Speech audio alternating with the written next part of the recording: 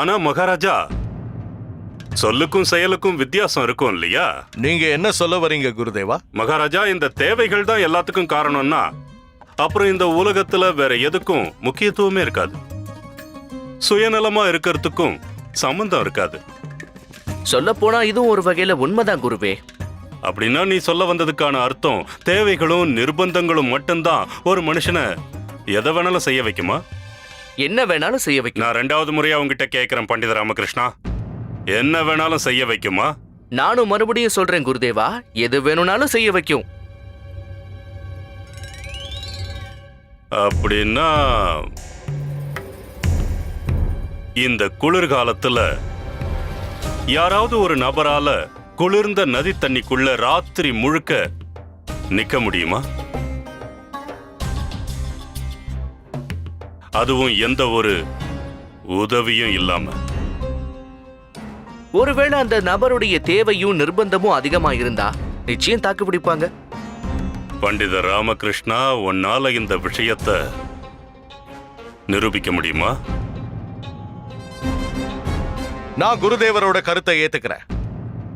பண்டிதனே ராமகிருஷ்ணா, நீ சொல்ல வந்த விஷயத்தை நல்லா தெளிவா சொல்லு. கண்டிப்பா மகாராஜா. நீங்க 10,000 பொற்காசுகள் பரிசா கொடுக்கப்படும் மட்டும் அறிவிங்க. யாருக்கு அந்த தேவையும் நிர்பந்தமும் இருக்கோ அவனால இந்த ஆபத்தான வேலையை நிச்சயம் செய்ய முடியும்.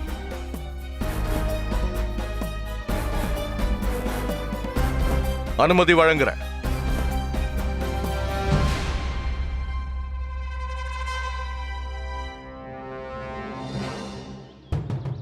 பெரியோர்களே, தாய்மார்களே, எல்லாரும் நல்லா கேட்டுக்கோங்க. ஒரு முக்கிய அறிவிப்பு. இந்த குளிர்காலத்துல எந்த ஒரு குடிமகனாவது ஒரே ஒரு வஸ்திரத்தை மட்டும் அணிஞ்சுக்கிட்டு நதியோட குளிர்ந்த தண்ணியில ஒரு ராத்திரி முழுக்க நிக்கிறவங்களுக்கு மகாராஜா கிருஷ்ணதேவராயர் அந்த நபருக்கு 10,000 பொற்காசுகள் பரிசாக கொடுக்க போறாரு. இவ்ளோ குளிர் அடிக்குது. ஒருத்த முட்டாளா இருந்தாதா ராத்திரி முழுக்க அந்த தண்ணியில இருக்கிறதுக்கு ஒத்துப்பான். 10,000 பொற்காசுகள் பரிசா கொடுக்க போறாங்களாமே. அட, உயிரே போகுது.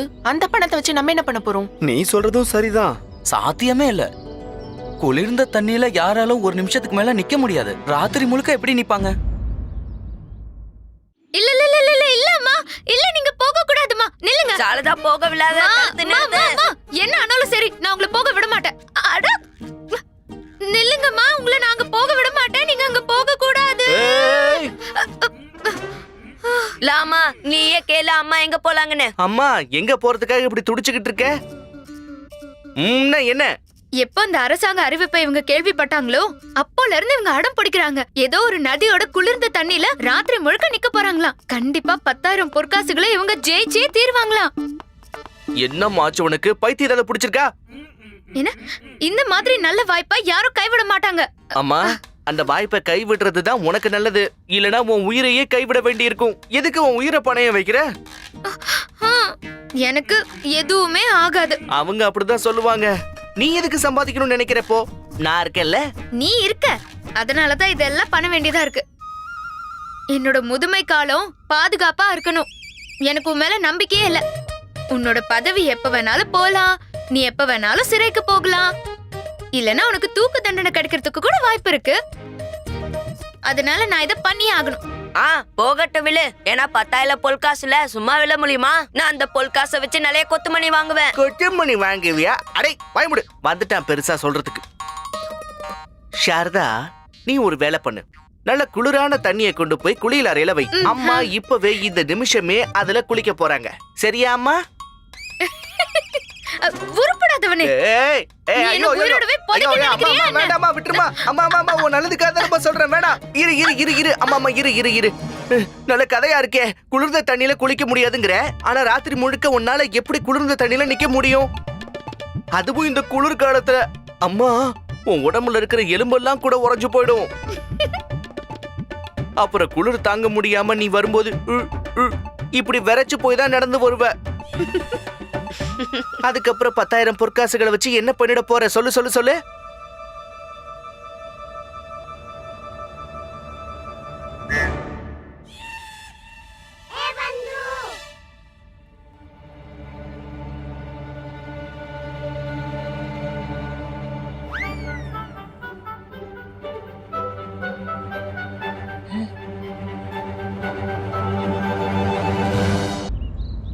யாரும் வரமாட்டாங்க மகாராஜா, யாருமே வரமாட்டாங்க. ஒருத்தரோட தேவை தன்னோட அறிவை விட முக்கியமானது கிடையாது. முட்டாள் தான் இந்த மாதிரி தன்னோட உயிரை பணயம் வைக்க முன் வருவான். ஒரு ராத்திரி முழுக்க குளிர்ந்த நதி நீர்ல யாராலையும் நிக்க முடியாது, நிச்சயமா முடியாது. நான் பண்டிதன் ராமகிருஷ்ணன் சொன்ன விஷயத்தை பொய்ன்னு நிரூபிச்சு காட்டிட்டேன்.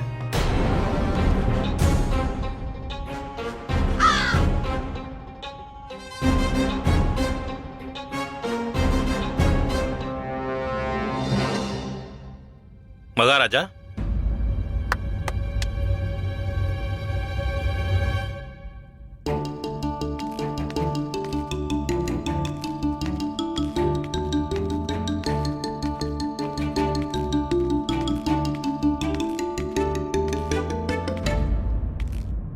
வணக்கம் மகாராஜா. வாங்க. யார் நீங்க? என் பேரு சாந்தையா மந்திரியாரே. மகாராஜாவோட அறிவிப்பை கேட்டு வந்திருக்கேன். நான் ஒரு ராத்திரி முழுக்க குளிர்ந்த நதி நீர்ல நிக்கிறதுக்கு தயாராகி வந்திருக்கேன்.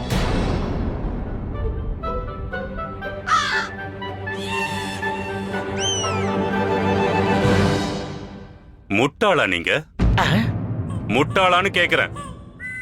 உயிர் மேல உங்களுக்கு ஆசை இல்லையா? ஐயா பெரியவரே,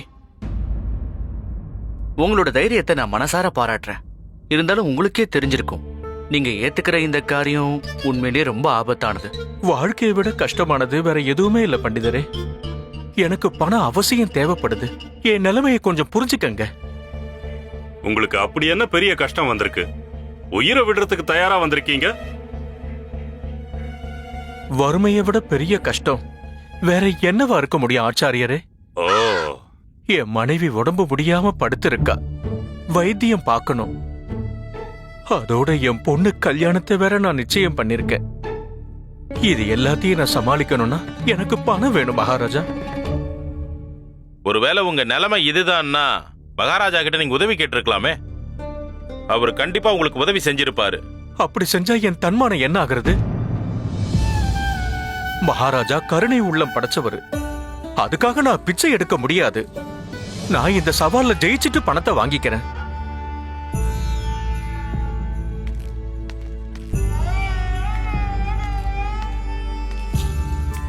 பாத்தீங்களா குருதேவா, இவருடைய தேவைதான் இவரை இந்த அளவுக்கு கட்டாயப்படுத்தியிருக்கு. இந்த சவால்ல இருக்கிற ஆபத்து தெரிஞ்சும் கூட தைரியமா வந்திருக்காரு. வீரப்பா பேசுறவங்க நிறைய பேரை நான் பார்த்திருக்கேன். குளிர்ந்த நதி நீர்ல இவரால காலடி கூட எடுத்து வைக்க முடியாது. நான் வெறும் பேச்சுக்கு சொல்லல ஆச்சாரியரே. நான் இந்த சவாலை ஏத்துக்கிறதுக்காக தான் இங்க வந்திருக்கேன். நல்லது நல்லது. இருந்தாலும் என்னால உங்களுக்கு உங்க தேவைகளை பூர்த்தி செஞ்சுக்கிற அளவுக்கு பணம் கொடுக்க முடியும். பிச்சை எடுக்கிறத விட உயிரை விடுறது கௌரவமா இருக்கும் மகாராஜா. ஓ, எதுக்கும் இன்னொரு தடவை யோசிச்சு முடிவெடுங்க. தண்ணியோட குளிர் மேல சூரியனோட வெளிச்சம் பட்டும் கூட எங்க சேனையோட யானை அந்த தண்ணியில இறங்குறதுக்கு பயப்படுதுங்க. நான் முடிவு பண்ணிட்டு தான் வந்திருக்கேன் மகாராஜா. சரி, உங்க எண்ணத்துக்கு நான் மரியாதை கொடுக்கிறேன். உங்க விருப்பம். அப்ப முடிவாயிடுச்சு. இன்னைக்கு இரவு நீங்க விடிகிற வரைக்கும் குளிர்ந்த நீர்ல ஒரே ஒரு ஆடையை அணிஞ்சுக்கிட்டு இருக்கணும். அந்த காரியத்தை செஞ்சு முடிச்சிங்கன்னா நாளைக்கு காலையில நான் உங்களுக்கு என் கையால 10,000 பொற்காசுகளை பரிசா வழங்குவேன்.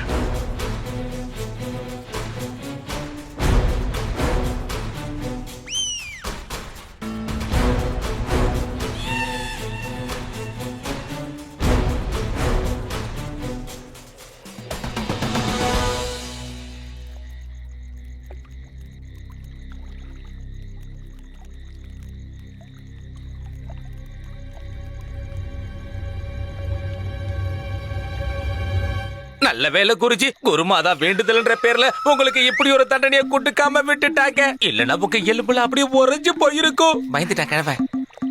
குருஜி நீங்க ஒரு காரியம் பண்ணுங்க, உடனே இந்த நதியில இறங்கி ஒரு முங்கி எந்திரிச்சு வாங்க. சூடா இருக்கா குளிர்ச்சியா இருக்கான்னு வெளியில வந்து எங்க கிட்ட சொல்லுங்க குருஜி. டேய் முட்டாள், இந்த குளிர்காலத்துல இந்த தண்ணி எப்படிடா சூடா இருக்கும்னு சொல்ற? இதுல ஆச்சரியப்படுறதுக்கு ஒண்ணுமே இல்ல குருஜி. பண்டித ராமகிருஷ்ணன் முடியாத காரியம் எல்லாத்தையும் முடிச்சு காட்டுவான். உங்களுக்கு தான் தெரியுமே. யாருக்கு தெரியும்? பண்டித ராமகிருஷ்ணன் கொடுத்த வாக்குறுதிக்காக இந்த குளிர்ந்த தண்ணிய சூடாக்குறதுக்கு கூட அவர் ஏதாவது முயற்சி செஞ்சிருப்பாரு. ஆமாம் குருஜி.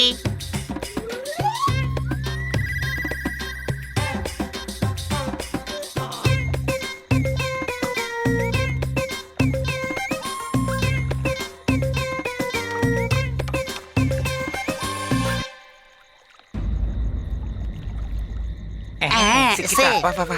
இங்க இருந்து ஆராய்ச்சியில பண்ணக்கூடாது குருஜி, அப்படி குதிக்கணும். ஐயோ, கிழவ செத்துட்டா.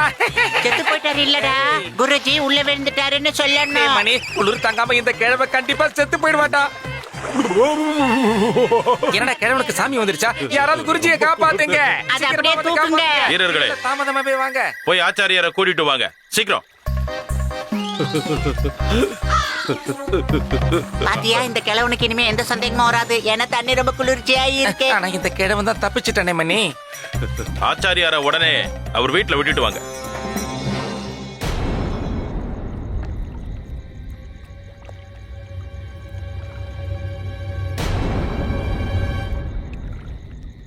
எதுக்கும் இன்னொரு முறை நல்லா யோசிச்சுக்கோங்க பெரியவரே. இந்த குளிர்ந்த தண்ணில இரவு முழுக்க இருந்தீங்கன்னா உங்க உயிரே கூட போயிடும். இதை விட்டா எனக்கு வேற வழியும் இல்ல பண்டிதரே. இந்த வாய்ப்பு எனக்கு ஒரு வரமா தோணுது. நான் இத கண்டிப்பா இழக்க மாட்டேன். நீங்க இந்த ஆபத்தை துணிஞ்சு சேர்றதே உங்க குடும்பத்துக்காக தான் எனக்கு புரியுது. சரி பெரியவரே, நீங்க தேவியோட நாமத்தை ஜபிச்சுக்கிட்டே இருங்க. அவங்க உங்களுக்கு நிச்சயம் உதவுவாங்க. நானும் தேவி கிட்ட உங்களுக்காக ஜபிச்சுக்கிட்டே இருக்கேன். நான் உங்களுக்கு எப்படி நன்றி சொல்றதுன்னு தெரியல பண்டிதரே.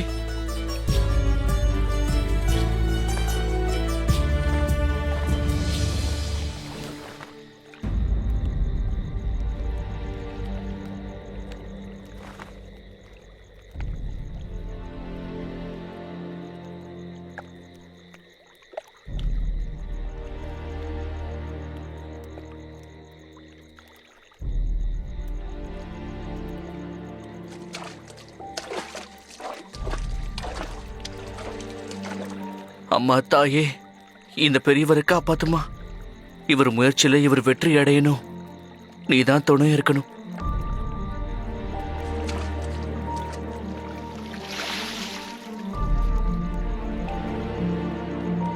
சரி பண்டிதர் ராமகிருஷ்ணா, நானும் இவருக்காக கண்டிப்பா பிரார்த்தனை பண்றேன்.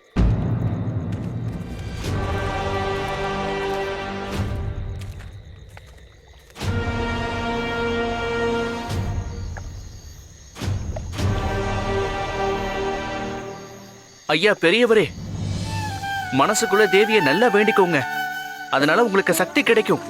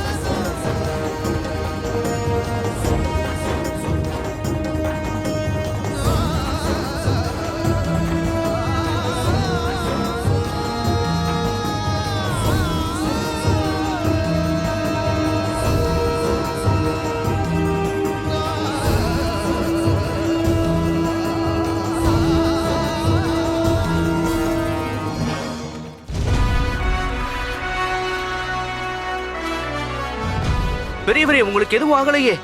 வெளியே வாங்க. வீரர்களே, அவரை வெளியில கொண்டு வாங்க.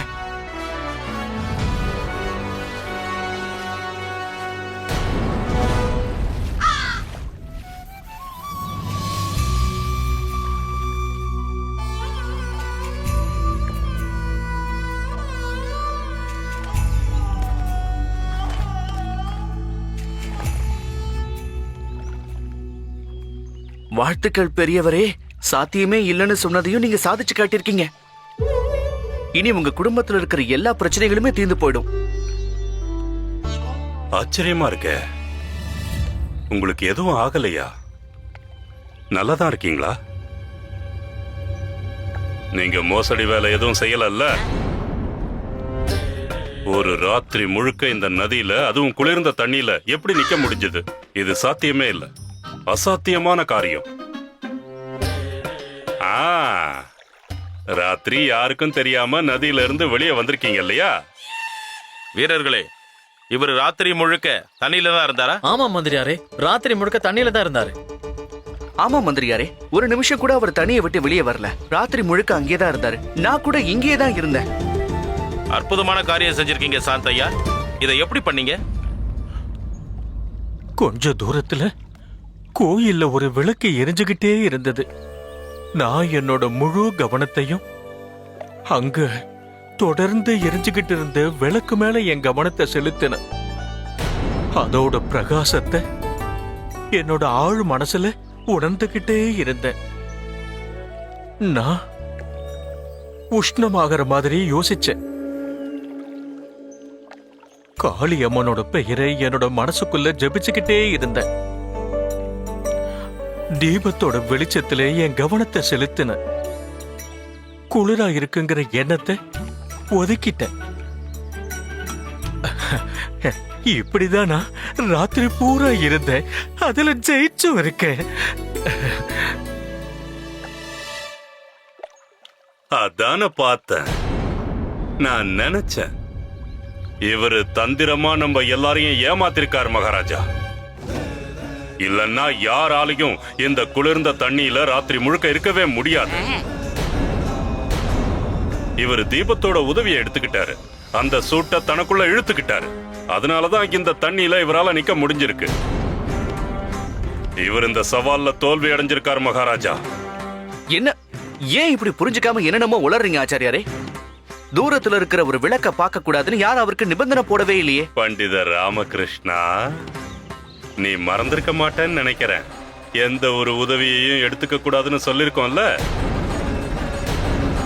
அப்படி சொன்னது உனக்கு ஞாபகம் இருக்கா இல்லையா? ஆமா சொல்லியிருந்தீங்க. ஆனா அப்புறம் என்ன, இப்ப நிரூபணம் ஆயிடுச்சுல்ல. இவர் அந்த தீபத்தோட உதவியை எடுத்துக்கிட்டு இருக்காரு, அந்த சூட்டை உணர்ந்திருக்காரு. ஆனா குருதேவா, இவர் இன்னுமா உனக்கு புரியல பண்டித ராமகிருஷ்ணா? எத்தனை நாளைக்கு ஆனா ஊனான்னு சொல்லிக்கிட்டே இருக்க போற? இவர் தன்னோட உடலாலேயோ இல்ல மனசாலேயோ எந்த ஒரு உதவியையும் எடுத்திருக்க கூடாது. நான் சொல்றது சரியா தப்பா? ஆமா சரிதான். இருந்தாலும் போதும், நிரூபணம் ஆயிடுச்சு மகாராஜா.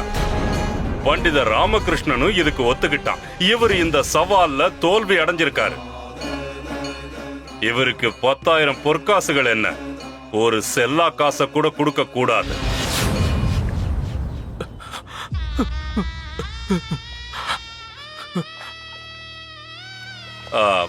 மகாராஜா, சவால்னு வந்துட்டா இதெல்லாம் சகஜம் தானே. விதிமுறையை மீறக்கூடாது. இவரால விதிமுறைகளை சரியா கடைபிடிக்க முடியல. அதனால இந்த விஷயத்தை இதோட விட்டுருவோம். என்ன பண்டித ராமகிருஷ்ணா? பண்டித ராமகிருஷ்ணா,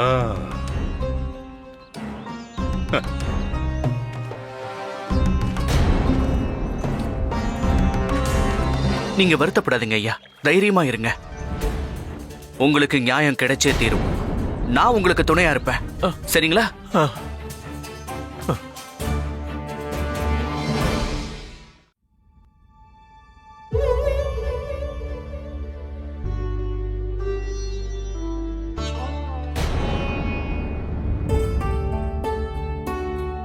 எடுத்துக்கோங்க.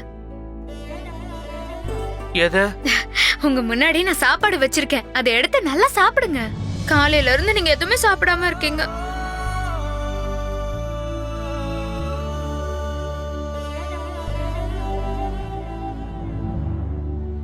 என்னாச்சு?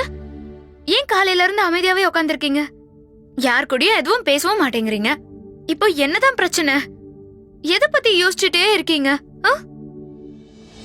அது ஒண்ணு இல்லம்மா, அந்த சாந்தையா தாத்தாவுக்கு அநியாயம் நடந்திருக்கு. அவர் உயிரை பத்தி கூட கவலைப்படாம சாத்தியம் இல்லாததையும் சாதிச்சு காட்டியிருக்காரு. இருந்தாலும் நியாயம் கிடைக்கல. இந்த அநியாயத்தை என்னால பொறுத்துக்க முடியல. நீங்க சரியாதான் சொல்றீங்க. ஆனா அவர் தலையில விதிப்படி என்ன எழுதிருக்கோ அதுதானே நடக்கும். மத்தவங்க தலையெழுத்த இன்னொருத்தவங்க மாத்த முடியாதுல்ல.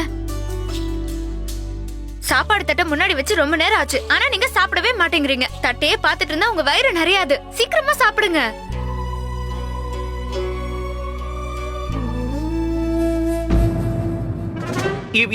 இப்படி என்ன சொன்ன? மறுபடியும் ஒரு தடவை சொல்லு. சாப்பிடுங்கன்னு சொன்னேன். வேற என்ன சொன்ன? இல்ல அதுக்கப்புறம் என்ன சொன்ன? ஒருத்தரோட தலையெழுத்த இன்னொருத்தவங்க மாத்த முடியாதுன்னு சொன்னேன். இல்ல அதுக்கப்புறம் என்ன சொன்ன? தட்டையே பாத்துட்டு இருந்தா வயிறு நிறையாதுன்னு சொன்னேன். சாப்பிட்டாதான் வயிறு நிறையும். சாப்பிடுங்க.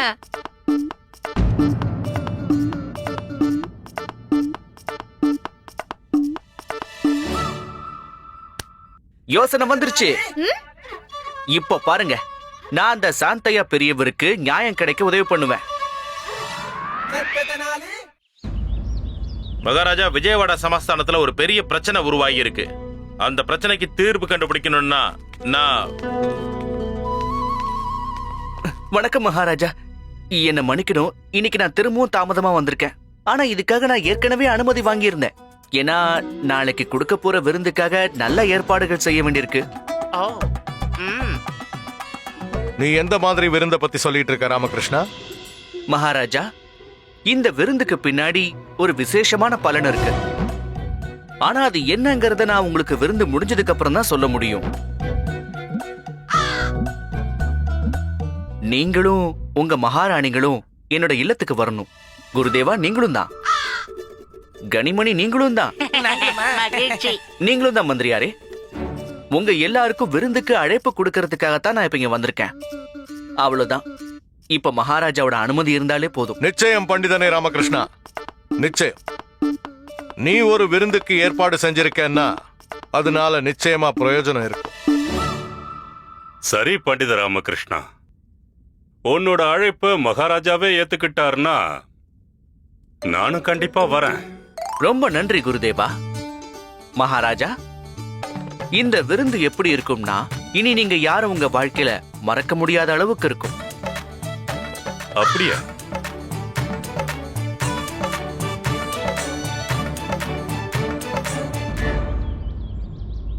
ஐயோ, சீக்கிரம் சீக்கிரம் ஆகட்டும். அவங்க எல்லாரும் வர நேரம் ஆயிடுச்சு. இந்த வேலை முடிஞ்சது. ஏய், ஐயோ, ஏய், நில்லு நில்லு. முதல்ல நீயே போ மாட்டாயே, போ. ஏய், ஒரு நிமிஷம் இரு.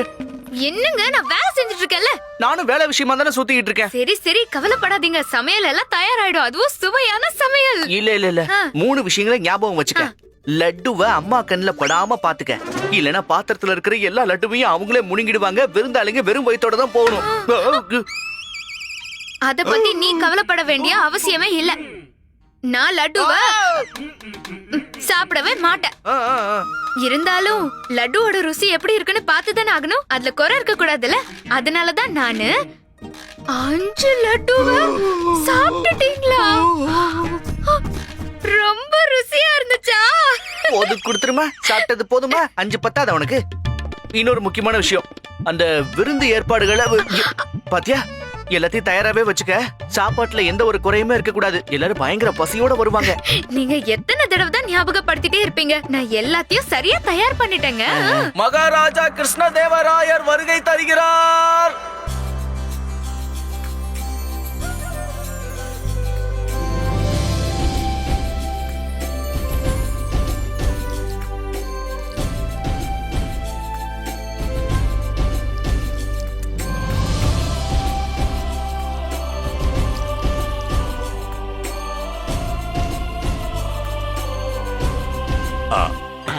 வணக்கம் வணக்கம்.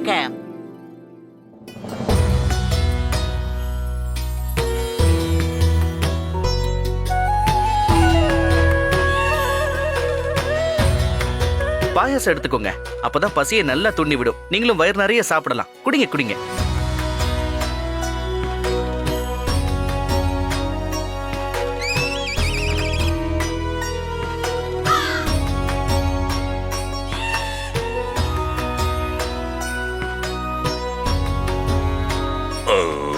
குடிங்க ஆச்சாரியாரே, நல்லா குடிங்க. ஏன்னா இந்த விருந்தை நீங்க உங்க வாழ்க்கையில மறக்க மாட்டீங்க.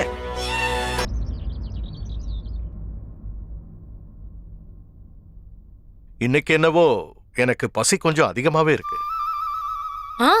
நீங்க காலை உணவு கூட சாப்பிட்டீங்க. என்ன நடக்குதுங்க? எனக்கு இந்த அளவுக்கு பசி எடுத்ததே இல்ல. சாப்பாடு எப்படா வருமனே? குருஜி கொண்டு வர சொல்லுங்க. குருதேவா, நீங்க எதுவும் சொல்லவே இல்ல. உங்களுக்கு பசி எடுக்கலையா? என்னன்னு சொல்றது மகாராஜா, உயிர் போற அளவுக்கு பசி எடுக்குது.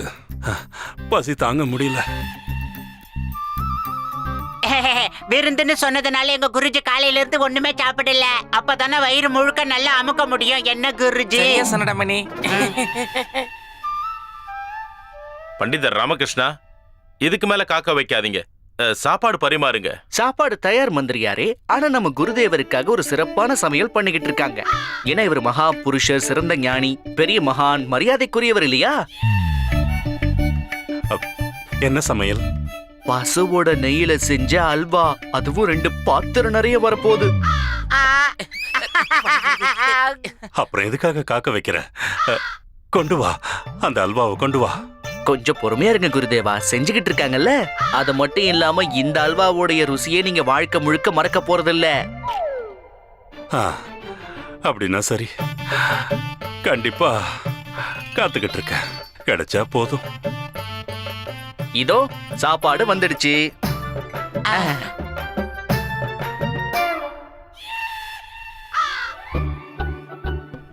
இன்னும் கொஞ்சம் சாப்பிட்டுட்டு வாங்கிக்கிங்க. அவருக்கு அவசரம்டா.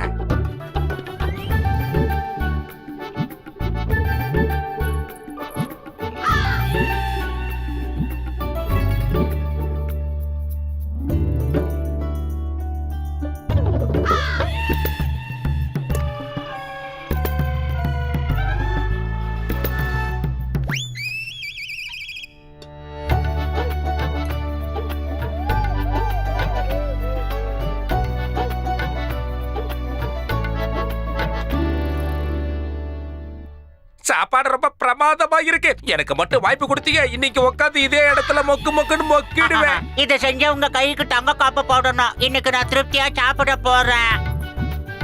பண்டிதர் ராமகிருஷ்ணா. என்ன குருதேவா? எனக்கு ஒரு விஷயத்த சொல்றியா? இந்த அல்வா எங்க? சமைச்சாச்சே. உங்களுக்கு வாசனை வருதுல்ல? வாசனை வருது, ஆனா அல்வா தான் வரல. வரும் வரும். இன்னும் கொஞ்ச நேரத்துல வந்துடும்.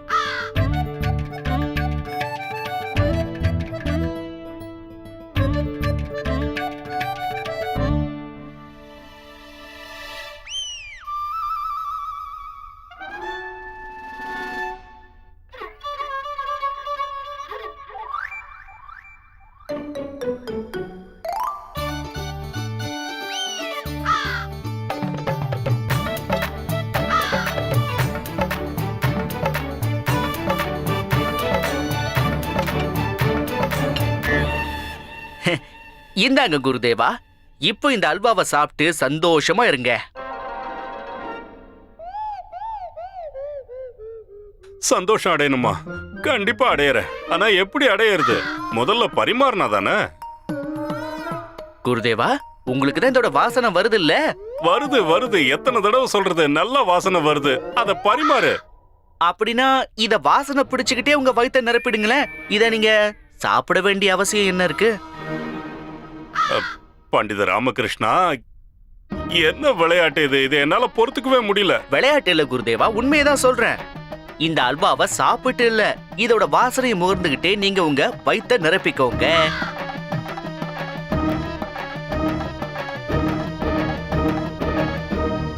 அவமானம், பெருத்த அவமானம். என்னாச்சு குருதேவா? மகாராஜா, இவனோட வீட்டுக்கு நம்ம எல்லாரையும் விருந்துக்கு கூப்பிட்டு என்ன அவமானப்படுத்திட்டான் இந்த ராமகிருஷ்ணன். இல்ல குருதேவா, அப்படியெல்லாம் இல்ல. நான் உங்களுடைய விதிமுறைகளை தான் பிசுறு தட்டாம கடைபிடிச்சிட்டு இருக்கேன். நீ சொல்றதை என்னால நம்ப முடியாது பண்டித ராமகிருஷ்ணா. கோபப்படாதீங்க குருதேவா, இந்த அல்வாவுடைய வாசனைய ருசி பாருங்களேன். ருசி பார்க்கணுமா? எப்படி ருசி பார்க்கறது? முட்டாள் மாதிரி பேசிக்கிட்டு இருக்காத. அல்வா அங்க இருக்கு, நான் இங்க இருக்கேன். திரும்ப திரும்ப கேட்டுக்கிட்டே இருக்கியே, வாசனை வருதா வாசனை வருதான்னு. வெறும் வாசனையை மட்டும் வச்சு ஒருத்தனோட பசியை போக்கிட முடியுமா என்ன?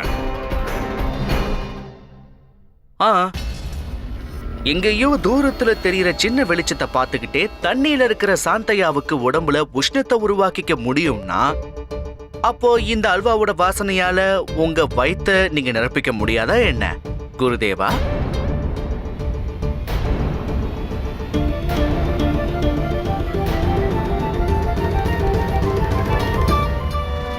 நல்ல விளக்கம்தான். பண்டிதர் ராமகிருஷ்ணன் சொன்ன விஷயம் உண்மைன்னு ஆமோதிக்கிறேன் குருதேவா. சொல்லுங்க குருதேவா, இந்த அல்வாவோட வாசனையால உங்க வயிறு இந்நேரம் நிரம்பி இருக்கணும் இல்லையா? இல்ல. அப்படின்னா அந்த தீபத்துடைய ஒளியால சாந்தையாவுடைய குளிர் போயிருக்குமா என்ன? கண்டிப்பா இல்ல. அப்படின்னா அந்த பெரியவர் அந்த சவால்ல தோத்து போயிட்டாரா?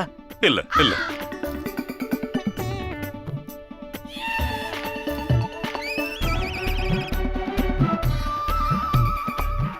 நான் ஒத்துக்கிறேன், அவர் இந்த சவால்ல ஜெயிச்சிட்டாரு. அவரோட தேவைதான் அவருக்கு சாத்தியமில்லாத காரியத்தை சாத்தியமாக்க வச்சிருக்கு. அற்புதம் பண்டிதனே ராமகிருஷ்ணா.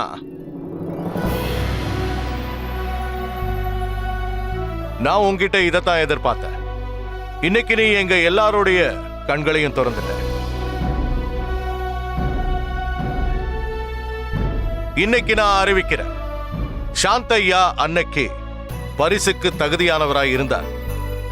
அதனால அவரை நாளைக்கு காலையில ராஜ தர்பாருக்கு வர சொல்லுங்க. மகாராஜா, அவரை நாளைக்கு கூப்பிட வேண்டிய அவசியமே இல்ல. ஏன்னா அவரு இப்போ இங்கதான் இருக்கார். சாந்தையா தாத்தா,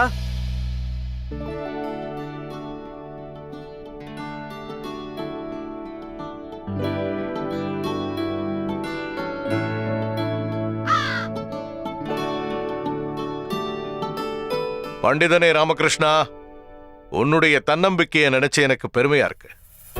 இன்னைக்கு இவருக்கு நியாயம் கிடைக்குங்கிற நம்பிக்கை உன் மனசுல இருந்திருக்கு. ஒருவேளை இன்னைக்கு நான் என் கையில 10,000 பொற்காசுகளை கொண்டு வந்திருந்தேன்னா இவருக்கு இப்பவே கொடுத்திருப்பேன். அது இவருடைய சொத்து. ஆனா மகாராஜா, நீங்க உங்க விருப்பத்தை தெரிவிச்சதுக்கு அப்புறம் அது என்னைக்காவது நடக்காம போயிருக்கா? நீங்களே சொல்லுங்க. அப்புறம் நான் உங்க கூட இருக்கிறதுல என்ன பிரயோஜனம்னு சொல்லுங்க. நீங்க இப்பவே இவருக்கு பரிசு கொடுக்கணும்னு முடிவு பண்ணிட்டீங்க. அது கண்டிப்பா நிறைவேறும். நான் அதுக்கான ஏற்பாடுகளை பண்ணிட்டேன் மகாராஜா. மந்திரியாரே, நீங்களுமா?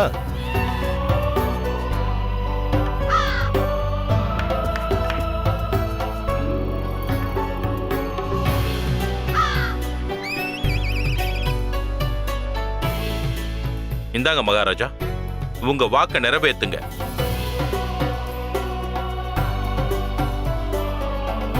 சாந்தையா அவர்களே. வணக்கம் மகாராஜா. இந்தாங்க, வாங்கிக்கங்க உங்க பரிசு. இன்னைக்கு மறுபடியும் நிரூபணம் ஆயிடுச்சு, எங்க பண்டிதன் ராமகிருஷ்ணன் இருக்கானோ அங்க யாருக்கும் அநியாயம் நடக்க வாய்ப்பே இல்லை. மிக்க நன்றி.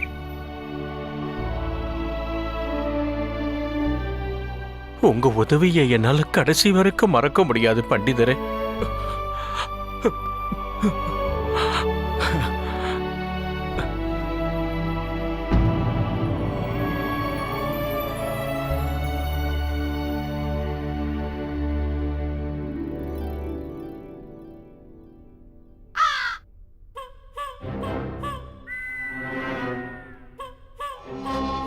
பண்டித ராமகிருஷ்ணா. சொல்லுங்க குருதேவா. அல்வா. அதை தரேன். குருதேவா, இந்த அல்வாவை பிரத்யேகமா உங்களுக்காகவே தயாரிச்சிருக்கோம். சாப்பிடுங்க, நல்லா திருப்தியா சாப்பிடுங்க. ரொம்ப நன்றி.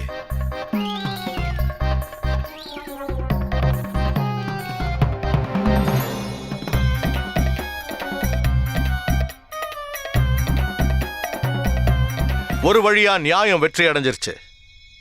இருந்தாலும் பண்டிதனை ராமகிருஷ்ணா, எனக்கு என்னுடைய ஒரு கேள்விக்கு பதில் கிடைக்கலையே. நீ என்கிட்ட என்ன சொன்ன? இன்னைக்கு இந்த விருந்த ஒரு விசேஷமான விஷயத்துக்காக ஏற்பாடு செஞ்சிருக்கேன்னு சொன்னேன். அந்த விசேஷம் என்னன்னு நான் தெரிஞ்சுக்கலாமா? விசேஷம் தான் மகாராஜா. ஏன்னா இன்னைக்கு நான் 25வது முறையா உங்க கோபத்துல இருந்து உயிரோட தப்பிச்சிருக்கேனே. அதாவது 25வது முறையா உங்க அரசவையில இருந்து வெளியேற்றப்பட்டு 25வது முறையா திரும்பவும் அரசவைக்குள்ள நுழைஞ்சதுக்காகத்தான் இத ரொம்ப விமர்சையா கொண்டாடணுமேனு இதையெல்லாம் ஏற்பாடு பண்ண மகாராஜா.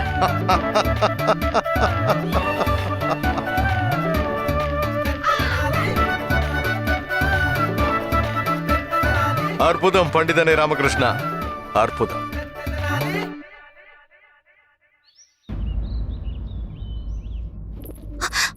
பறக்காத பறக்காத, கீழே வா கீழே வா. அட சொன்னா கேட்க மாட்டேன், ஒழுங்கா வந்துரு. ஏய் ஏய் நில்லு நில்லுங்கறல்ல. இப்போ ஒழுங்கா நிக்க போறியா இல்லையா? ஏன் என்ன இப்படி ஓட வைக்கிற? நான் உன்னோட மகாராணி, உன்ன மாதிரி ஒண்ணு புறா கிடையாது, புரிஞ்சுதா? மகாராணி, என்ன நடந்துகிட்டு இருக்கீங்க? காலையில நீ என்ன பண்ணிட்டு இருக்க? மகாராஜா, அந்த புறாவை பாருங்க. புறாவா? இந்த புறா எனக்காக ஒரு தகவல் கொண்டு வந்திருக்கு. ஆனா என்கிட்ட கொடுக்கவே மாட்டேங்குது. என்ன அங்கேயும் இங்கேயும் ஓட வைக்குது மகாராஜா. பாத்தீங்களா மகாராஜா, இப்ப இந்த புறா என்ன இந்த நிலைமைக்கு ஆளாக்கி இருக்கு. நீ கொஞ்சம் அமைதியா இரு, அமைதியா இரு. நான் இப்போ அந்த புறாவை கூப்பிடுறேன்.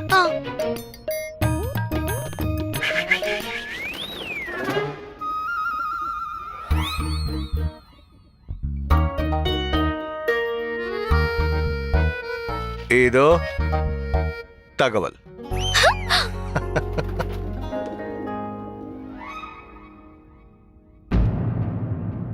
என்னாச்சு மகாராணி? அம்மா, உங்க அம்மாவுக்கு என்ன ஆச்சு? அம்மா சரியில்லை. என்ன? அது வந்து அம்மாவுக்கு உடம்பு சரியில்லை. அவங்க படுத்த படுக்கையா இருக்காங்களாம். ஓ, இது ரொம்ப மோசமான செய்தியா இருக்கு. என்ன இன்னொரு புறா வந்திருக்கு? நிச்சயமா இன்னொரு தகவல் வந்திருக்கு. இது இன்னொரு தகவல்.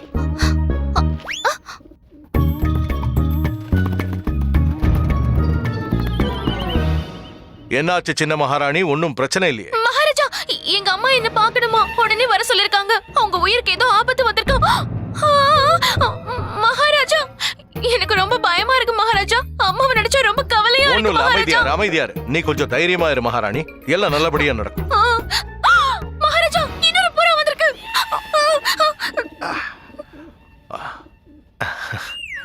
இது இன்னொரு தகவல்.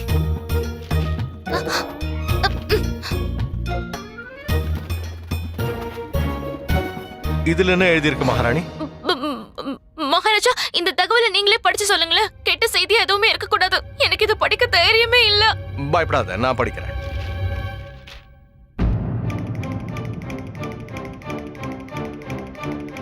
போச்சு. மகாராணி மகாராணி, அமைதியாரு அமைதியாரு. நீ அமைதியாரு, ஒண்ணும் இல்ல. இதுல என்ன எழுதி இருக்குன்னு முழுசா கேளு. இதுல என்ன எழுதி இருக்குன்னா, உங்க அம்மா கடவுளை தரிசிக்க கோயிலுக்கு போயிருக்காங்க. இப்ப மறுபடியும் அரண்மனைக்கு வந்து சேர்ந்துட்டாங்க. இப்போ ஓய்வு எடுத்துக்கிட்டு இருக்காங்க. ஆனா ஒண்ணு, அவங்களுக்கு உடல் நலம் கொஞ்சம் சரி இல்லதான். அவங்க உங்களையே நினைச்சிட்டு இருக்கிறதும் உண்மைதான். அப்போ மகாராஜா, நீங்களும் என் கூட வாங்கல. அது சாத்தியமா இருந்தா நல்லதா இருக்கும் மகாராணி. ஏன் மகாராஜா, ஏன் சாத்தியமா இருக்காதுன்னு சொல்றீங்க? சின்ன மகாராணி, நான் ஒரு ராஜா. நான் ராஜ சிம்மாசனத்தை அப்படியே விட்டுட்டு எப்படி வர முடியும் சொல்லு? எனக்கு எத்தனை கடமைகள் இருக்கு. மொத்த ராஜ்யத்தையும் என் தோள் மேல நான் சுமந்துகிட்டு இருக்கேன். அப்போ எங்க அம்மா, அவங்க உங்களுக்கு முக்கியம் இல்லையா? அவங்க உங்க கடமை இல்லையா? ஆமா, நிச்சயம் அவங்களும் இல்ல. அப்படி இருந்திருந்தா நீங்க என்ன நிச்சயமா தனியா போன்னு சொல்லிருக்க மாட்டீங்க. சின்ன மகாராணி, நான் சொல்றத நீ புரிஞ்சுக்க மாட்டேங்கிற. ஆமா, நான் தான் சரியா புரிஞ்சுக்கல. ஏன்னா நான் ஒரு முட்டாளாச்சே. இல்ல, நீ முட்டாள்னு உன்கிட்ட யார் சொன்னது? நான் முட்டாள் கிடையாதுன்னா வேற என்ன? பொடி கட்டின முட்டாள். அதனால தான் நீங்க என் மேல அன்பு வச்சிருக்கீங்கன்னு நான் உங்களை ரொம்ப நம்பினேன். அதுதானே உண்மை? இல்ல, உங்களுக்கு என் மேல கொஞ்சம் கூட அன்பே இல்ல. ஒருவேளை இருந்திருந்தா நீங்க கண்டிப்பா என் கூட இப்ப வந்திருப்பீங்க. என் மேல அன்பு இருந்திருந்தா இப்படி தனியா போன்னு சொல்லிருக்க மாட்டீங்கல்ல. உங்களுக்கு என் மேல அன்பு இருந்திருந்தா நீங்க என்ன இப்படியே அழ விட்டுருக்க மாட்டீங்க. என் மேல உங்களுக்கு அன்பு இருந்திருந்தா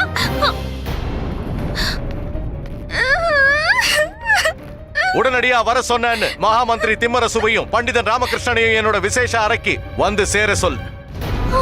நான் இப்பவே இந்த கடமை அவங்க கிட்ட சொல்ல விரும்புறேன். நான் சின்ன மகாராணி திருமலம்பாவோட அம்மாவை சந்திக்க அவங்க ஊருக்கு போறேன். மகாராஜா,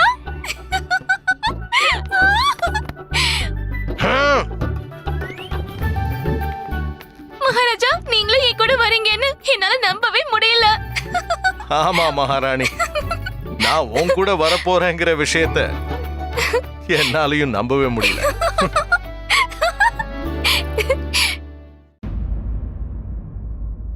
எனக்கு நல்லா தெரியும், ஒரு மகாராஜாவா இருந்துகிட்டு ராஜ தர்பாரை விட்டு அரச கடமைகளையும் விட்டு போறது சரியில்லை. இருந்தாலும் மகாராணி திருமலம்பாவோட பேச்ச நான்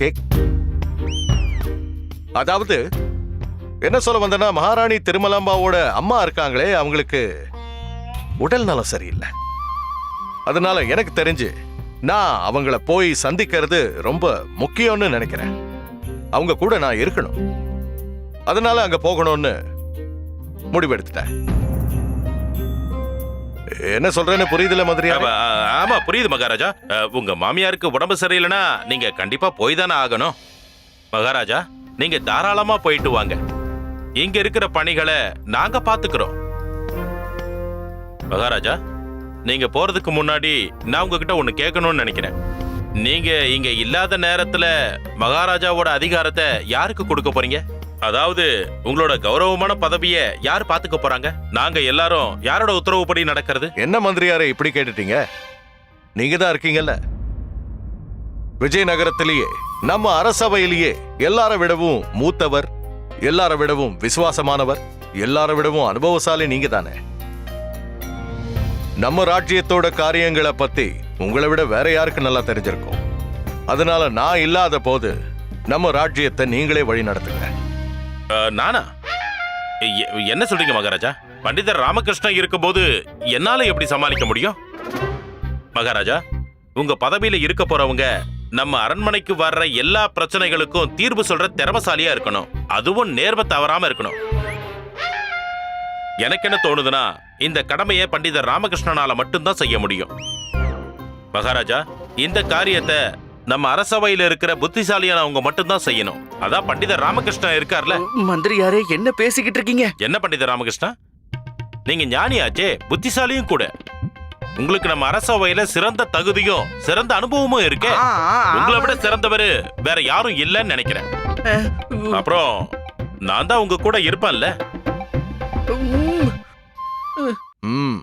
பண்டிதனே ராமகிருஷ்ணா, மந்திரியாரோட கருத்தை பத்தி நீ என்ன நினைக்கிற? நான் ராஜ்யத்துல இல்லாத சமயத்துல நீ அந்த இடத்துல இருப்பியா? இல்ல மகாராஜா, என்ன முடிவுது? பூக்கள் எப்பவும் கடவுளுடைய பாதங்கள்ல இருக்கிறது தான் சரியா இருக்கும். சிறப்பானதுன்னு அதுக்கு ராஜகிரீடத்தை வச்சிட முடியுமா என்ன? யாருக்கு நிறைய மதிப்பும் மரியாதையும் இருக்கோ அவங்க தான் ராஜபீடத்துல உட்கார முடியும். மக்களும் அதுக்கு சம்மதிக்கணும், அவரோட ஒத்துழைக்கணும். ஏன்னா இந்த பதவியை சமாளிக்கிறது ரொம்ப பெரிய விஷயம் ஆச்சே மகாராஜா. நான் அதுக்கு நிச்சயமா தகுந்தவன் கிடையாது. என்ன விட்டுடுங்களேன். அந்த பாரத்தை நான் சுமக்க முடியாது. அதுக்கான தகுதியும் எனக்கு இல்ல. உன்னோட கருத்து என்னவோ சரிதான். அப்படின்னா இந்த பதவி குருதேவர் தாத்தாச்சாரியாருக்கு தான் கிடைக்கணும்.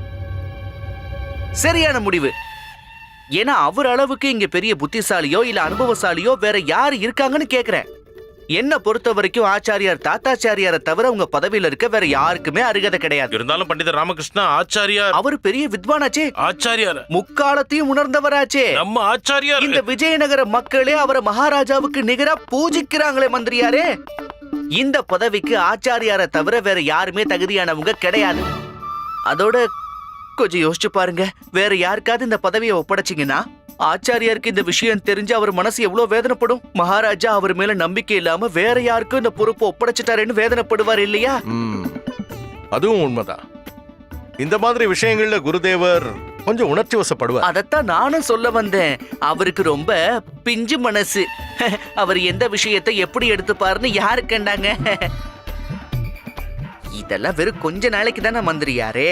மகாராஜா என்ன அங்கேயேவா தங்கிட போறாரு? நம்ம சின்ன மகாராணியாரோட பிறந்த வீட்டுக்கு போய் அவங்க மாமியாருடைய உடல் நலத்தை விசாரிச்சுட்டு திரும்பவும் அவர் பதவியிலே வந்து அமர போறாரு. அப்படிதானே மகாராஜா? ஆமா, எவ்வளவு சீக்கிரம் முடியுமோ அவ்வளவு சீக்கிரம் வந்துருவேன்.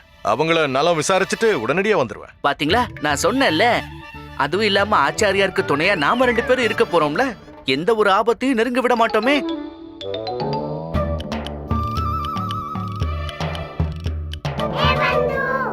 உனக்கு பைத்தியம் பிடிச்சிருக்காராமா? அந்த கிழவன் தாத்தாச்சாரியாருக்கு மகாராஜோட பதவி கிடைக்க போகுதா? திருடன் கையிலே பணப்பட்டி சாவி கொடுத்த மாதிரி ஆயிடாதா? எல்லாத்தையுமே சுத்தமா வழிச்சிருவாரு. மிச்சம் மீதி எதுவுமே இருக்காது. இதுல இருந்து தப்பிக்க எனக்கு வேற வழியே தெரியல பட்டு. நீ ஒண்ணு கவலைப்படாத, எதுவும் ஆகாது. நான் அவரை கண்காணிச்சுக்கிட்டே தான் இருப்பேன். அவரை எந்த மோசடியும் செய்ய விடவே மாட்டேன். இவ்ளோ பெரிய பதவி கிடைச்சதுக்கு அப்புறமா தாத்தாச்சாரியார் உன்கிட்ட இதெல்லாம் சொல்லிட்டு செய்வாரா என்ன? ஏச்சு,